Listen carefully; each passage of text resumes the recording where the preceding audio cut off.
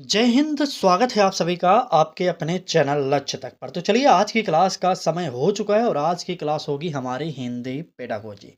अगर आप CTET paper 1 या पेपर 2 दोनों में से किसी भी पेपर की तैयारी कर रहे हैं तो यह क्लास आप सबके लिए इम्पोर्टेंट है, क्योंकि पेपर 1 और पेपर 2 हिंदी पेडागोजी का जो सिलेबस है सेम है, कोई भी परिवर्तन नहीं है। तो चलिए क्लास को शुरू करते हैं और यह क्लास पूरा ज़रूर देखिएगा, क्योंकि यहाँ से सीधे प्रश्न आपके पेपर में देखने को मिल सकते हैं।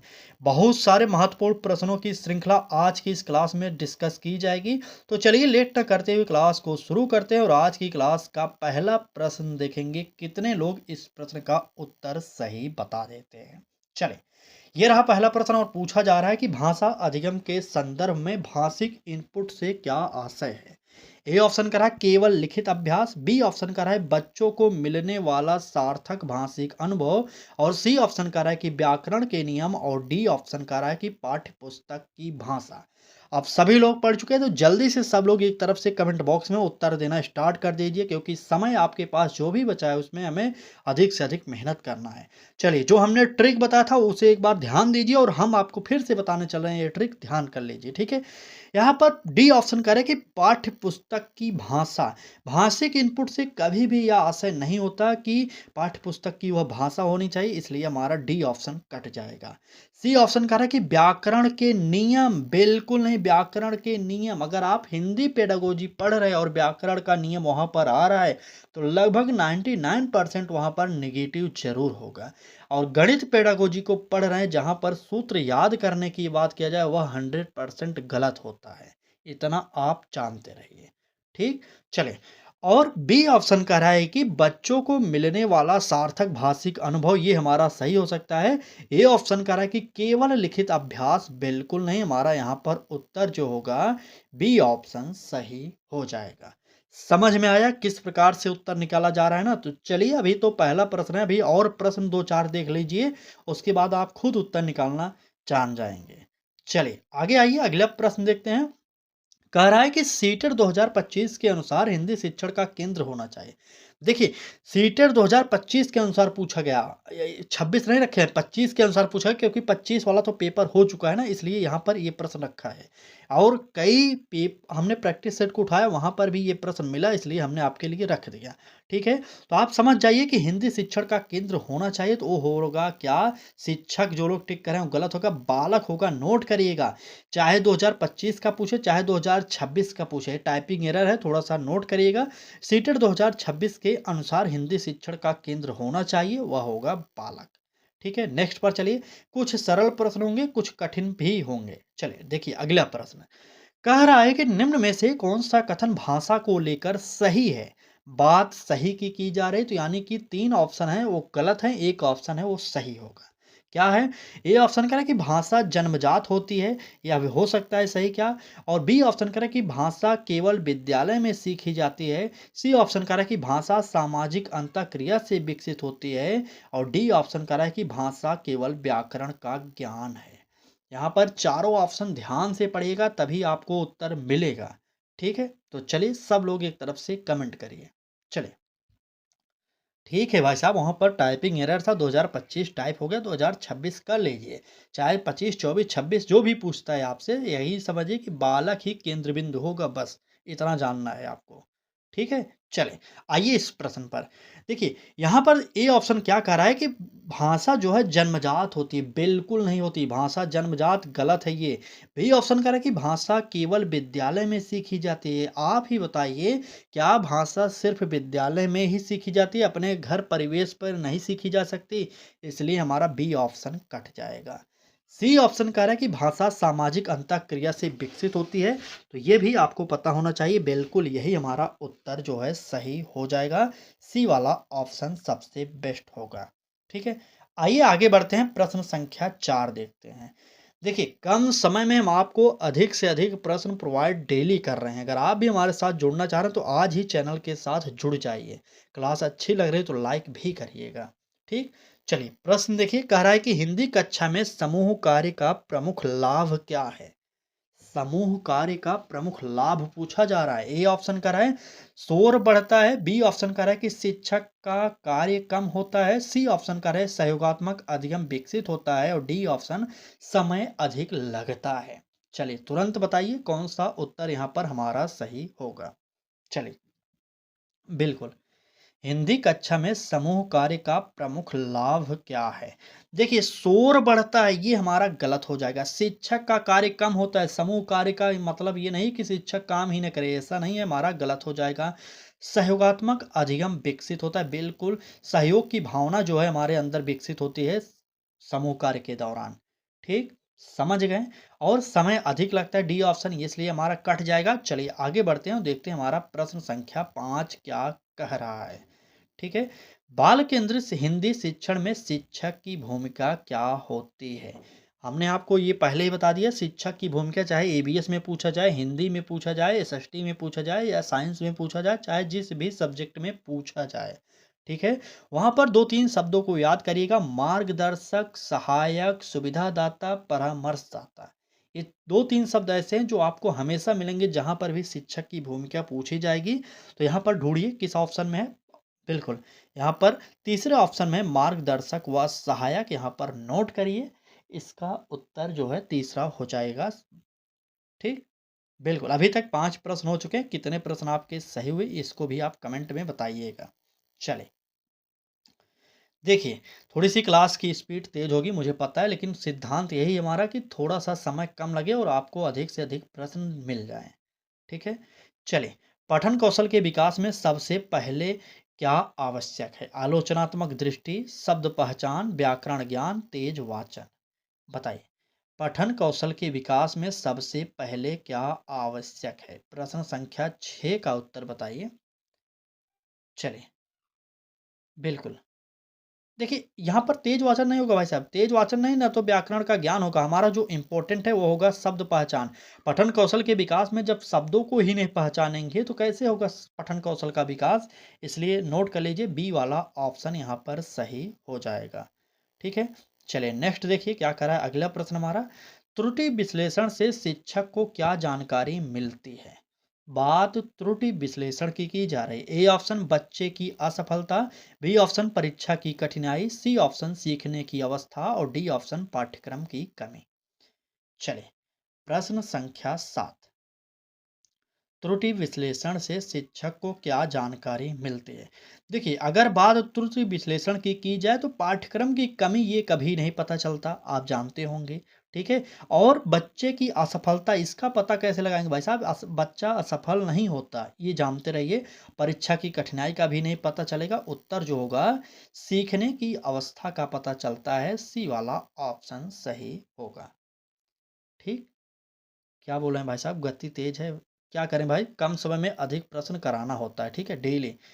आप में से कई लोग होते हैं जो सोचते हैं कि कम समय में अधिक प्रश्न मिल जाए और कई लोग ऐसे होते हैं आराम आराम से पढ़ने वाले होते हैं। भाई साहब हम दोनों के हिसाब से नहीं चल सकते। ठीक है, चलिए फिलहाल आगे बढ़िए। अगला प्रश्न देखिए, कह रहा है कि हिंदी शिक्षण में कहानी का प्रयोग क्यों प्रभावी है? ए ऑप्शन केवल मनोरंजन के लिए। हमने आपको बताया था कि शिक्षण कार्य के दौरान कोई भी ऐसा शिक्षण कार्य नहीं कराया जाएगा जिसके द्वारा बालक सिर्फ मनोरंजन प्राप्त करे, इसलिए पहला ऑप्शन गलत हो जाएगा। भाषा को कठिन बनाने के लिए, भाई साहब शिक्षण में कहानियों का प्रयोग क्यों किया जाता है? भाषा को कठिन बनाने के लिए? बिल्कुल नहीं। अर्थपूर्ण संदर्भ व रुचि के लिए और समय बिताने, भाई समय बिताने के लिए नहीं होगा। उत्तर जो होगा अर्थपूर्ण संदर्भ व रुचि के लिए। ठीक, समझ गए। तो चलिए तुरंत आगे आइए, देखते हैं अगला प्रश्न क्या कह रहा है। ठीक है, चलिए कह रहा है कि भाषा शिक्षण में बहुभाषिक कक्षा को कैसे देखा जाना चाहिए? ए ऑप्शन समस्या के रूप में। देखिए बहुभाषिक कक्षा को हमेशा संसाधन के रूप में समावेशी शिक्षा देखता है, तो ये प्रश्न समावेशी शिक्षा का है तो हमें संसाधन के रूप में भी देखना पड़ेगा। ए ऑप्शन कह रहा है कि समस्या के रूप में, बिल्कुल नहीं। बी ऑप्शन बाधा के रूप में, बिल्कुल नहीं। सी ऑप्शन संसाधन के रूप में, बिल्कुल यही हो जाएगा। और डी ऑप्शन कह रहा है कि अनुशासनहीनता के रूप में, तो ये भी गलत हो जाएगा। ठीक है, समझ गए ना? बिल्कुल, चलें आगे बढ़ें। चलिए देखते हैं अगला प्रश्न क्या कह रहा है। अगले प्रश्न में कहा जा रहा है कि बोलने के कौशल का विकास सर्वाधिक किससे होता है? बात बोलने की कौशल की जा रही, ध्यान दीजिएगा। ए ऑप्शन करें कि निबंध लेखन, बी ऑप्शन संवाद व चर्चा, सी ऑप्शन व्याकरण अभ्यास और डी ऑप्शन पठन की बात कर रहा है। तो चलिए तुरंत बताइए, बोलने के कौशल का विकास सर्वाधिक किससे होता है। चलिए सभी लोग एक तरफ से कमेंट करिए। बिल्कुल भाई, बोलने की बात करें, निबंध लेखन, कुछ लोग ये ऑप्शन बता रहे हैं, काट दीजिए तुरंत। पठन से नहीं होगा बोलने के कौशल का विकास, व्याकरण अभ्यास से भी नहीं होगा। जब भाई बालक बोलेगा तभी तो बालक के बोलने के कौशल का विकास होगा। समझिए यहाँ पर बी ऑप्शन से होगा संवाद व चर्चा। बोलचाल या चर्चा करेगा तभी तो होगा ना। बिल्कुल ठीक ठीक, एकदम सही। चलिए बी ऑप्शन यहाँ पर सही करिए। ठीक है, चलिए अगला प्रश्न देखिए। कह रहा है कि हिंदी में संदर्भ आधारित शब्दार्थ का अर्थ है। वैसे तो ये प्रश्न देखने में सरल लग रहा है लेकिन बहुत टफ है, इसका उत्तर सभी लोग बताएंगे। हिंदी में संदर्भ आधारित शब्दार्थ का अर्थ क्या है। शब्दकोश से अर्थ देखना, कठिन शब्द याद करना, वाक्य परिस्थिति से अर्थ समझना और पर्यायवाची लिखना। प्रश्न संख्या 12 का उत्तर बताइए सभी लोग। चले बिल्कुल। देखिए पर्यायवाची लिखना, डी ऑप्शन कट जाएगा। और शब्दकोश, कठिन शब्द की बात कर रहा है याद करने की, बी ऑप्शन काटिए। ए ऑप्शन कर शब्दकोश से अर्थ देखना, तो बिल्कुल नहीं होगा। उत्तर जो होगा वाक्य या परिस्थिति से अर्थ समझना, यानी कि सी वाला ऑप्शन सही हो जाएगा। ठीक है, चलें आगे बढ़ते हैं और देखते हैं नेक्स्ट क्या कर रहा है प्रश्न हमारा। चलिए यहाँ पर कहा जा रहा है कि लेखन कौशल सिखाने का उचित तरीका कौन सा है। पहले व्याकरण, पहले नकल, चरणबद्ध व अभ्यास आधारित या सीधे निबंध। चलिए प्रश्न संख्या 13, उत्तर बताइए कौन सा यहाँ पर सही हो रहा है। चलिए तुरंत बताइए। बिल्कुल, देखिए लेखन कौशल सिखाने का अगर उचित तरीके की बात किया जाए तो पहले व्याकरण नहीं सिखाते, काट दीजिए। पहले नकल भी नहीं करते, काटिए। सीधे निबंध की बात तो कतई नहीं करते। इसलिए हमारा उत्तर जो होगा चरणबद्ध व अभ्यास आधारित, ये हमारा तीसरा ऑप्शन सही हो जाएगा। ठीक है, बिल्कुल 13वें प्रश्न का जो है सी ऑप्शन सही हो जाएगा। चलिए आगे बढ़िए, अगला देखिए क्या कह रहा है। निम्न में से कौन सा श्रवण कौशल से संबंधित है। श्रवण मतलब होता है सुनना, इससे कौन सा संबंधित है ये आपको बताना है। ए ऑप्शन करेक्ट, अनुच्छेद लेखन। जब भाई यहाँ पर लेखन की बात करा तो यहाँ पर श्रवण कौशल हो नहीं रहा, इसलिए काट दीजिए। बी ऑप्शन करेक्ट, कहानी सुनकर प्रश्नों के उत्तर देना। तो यहाँ पर कुछ ना कुछ हो सकता है कि श्रवण कौशल दिखाई दे रहा है, क्योंकि कहानी सुन रहा है उसके बाद प्रश्नों का उत्तर दे रहा है। ठीक है, और सी ऑप्शन कह रहा है कि शब्दकोश का प्रयोग, बिल्कुल नहीं होगा शब्दकोश का प्रयोग यहाँ पर। और डी ऑप्शन वाक्य संशोधन, बिल्कुल नहीं होगा। हमारा उत्तर जो होगा बी ऑप्शन सही हो जाएगा। ठीक है, 14वें प्रश्न का बी ऑप्शन सही कर लीजिए और आगे आइए देखते हैं अगला प्रश्न क्या कह रहा है। कहा जा रहा है कि स्वतंत्र अभिव्यक्ति को बढ़ावा देने का सही तरीका है, क्या है। उत्तर रटवाना, गलतियों पर दंड, खुली चर्चा व प्रश्न, केवल सही उत्तर पर जोर। चलिए बताइए प्रश्न संख्या 15 का उत्तर क्या होगा, एक बार कमेंट बॉक्स में बता दीजिए। चलिए उत्तर रटवाना गलत होगा, गलतियों पर दंड देना ये भी गलत होगा, और केवल सही उत्तर पर जोर दें ये भी गलत होगा। हमारा सबसे बेस्ट जो होगा सी वाला ऑप्शन सही होगा, खुली चर्चा व प्रश्न। ठीक है, तो चलिए नेक्स्ट प्रश्न पर चलते हैं और देखते हैं क्या कह रहा है हमारा अगला प्रश्न। यहाँ पर कहा जा रहा है कि व्याकरण का शिक्षण कैसा होना चाहिए। नियम रटवाकर, बिल्कुल नहीं। रटवाने की बात जहाँ पर भी आता है वो निगेटिव होता है। अलग विषय की तरह ये हो सकता है क्या। भाषा प्रयोग के माध्यम से ये हो सकता है क्या। परीक्षा के समय बिल्कुल नहीं होगा। चलिए प्रश्न संख्या 16 का बी या सी दो में से एक ही सही होगा, उत्तर जो हो बता दीजिए। चलिए 16 का बिल्कुल अलग विषय की तरह नहीं होगा, बल्कि भाषा प्रयोग के माध्यम से होगा। यहाँ पर सी वाला ऑप्शन सही हो जाएगा। ठीक है, नेक्स्ट देखिए क्या कह रहा है। कहा जा रहा है कि हिंदी कक्षा में चित्रों का प्रयोग क्यों किया जाता है। हिंदी की कक्षा में चित्रों का प्रयोग क्यों किया जाता है। कक्षा सजाने के लिए, बिल्कुल नहीं। कोई भी ऐसी शिक्षण सामग्री का प्रयोग नहीं होता जिसके द्वारा सिर्फ कक्षा को सजाया जाए। ठीक है, समय बचाने के लिए, बिल्कुल नहीं, यह भी नहीं होगा। अर्थ निर्माण व कल्पना विकास हेतु या पाठ कठिन बनाने के लिए। पाठ कठिन बनाने के लिए शिक्षण कार्य कराते हैं, कभी नहीं। यहाँ पर उत्तर जो होगा सी वाला ऑप्शन होगा, अर्थ निर्माण व कल्पना विकास हेतु। ठीक, चलिए आइए नेक्स्ट देखते हैं 18वां प्रश्न क्या कह रहा है। सुनना कौशल क्यों महत्वपूर्ण है? यह स्वतः विकसित होता है, बोलने पढ़ने का आधार है, केवल प्रारंभिक कक्षा तक सीमित है, इसका मूल्यांकन नहीं हो सकता। चलिए तुरंत बताइए। बिल्कुल, सुनना कौशल क्यों महत्वपूर्ण है? प्रश्न संख्या 18। देखिए, इसका मूल्यांकन नहीं हो सकता, डी ऑप्शन गलत हो जाएगा। केवल प्रारंभिक कक्षा तक सीमित है, ये भी गलत है। बोलने पढ़ने का आधार है, यह हमारा बी वाला ऑप्शन जो है सबसे बेस्ट है। अगर आपने भी बी ऑप्शन दिया तो आपका भी ये प्रश्न सही हो जाएगा। ठीक है, नेक्स्ट देखिए। सीटेट के अनुसार पाठ्यपुस्तक की भूमिका क्या है? अंतिम सत्य है, केवल परीक्षा सामग्री है, एक संसाधन मात्र है, शिक्षक का विकल्प है।